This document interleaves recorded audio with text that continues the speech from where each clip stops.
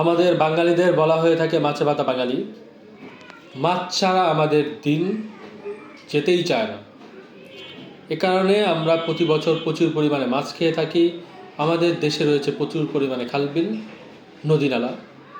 এ কারণে আমরা মাছের উপর নির্ভরশীল। মাছ ছাড়া আমাদের যেন চলেই না, এমন একটি অভ্যাসে পরিণত হয়ে গেছে। তো মাছে অনেক রকমের পুষ্টিকর গুণাগুণ রয়েছে। প্রোটিনের ভালো উৎস হচ্ছে মাছ। হৃদরোগের ঝুঁকি কমাতে মাছ খাওয়া যেতে পারে।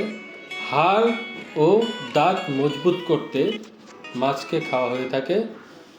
উচ্চ রক্তচাপ নিয়ন্ত্রণে মাছ খাওয়া হয়ে থাকে।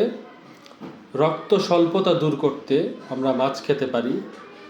হজম শক্তি বৃদ্ধি করার জন্য আমরা মাছ খেতে পারি।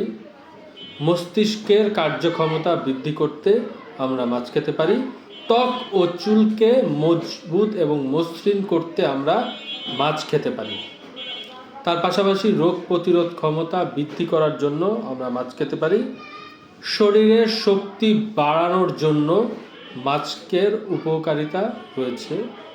মাছ খেলে মস্তিষ্ক ভালো থাকে, মানসিকভাবে ভালো থাকে। তাই প্রচুর পরিমাণে আপনারা মাছ খাবেন।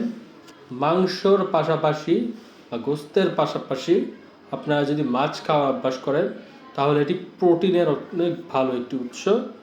মাছ খেলে আপনাদের নানা রকম সমস্যা থেকে আপনারা বেঁচে থাকতে পারবেন।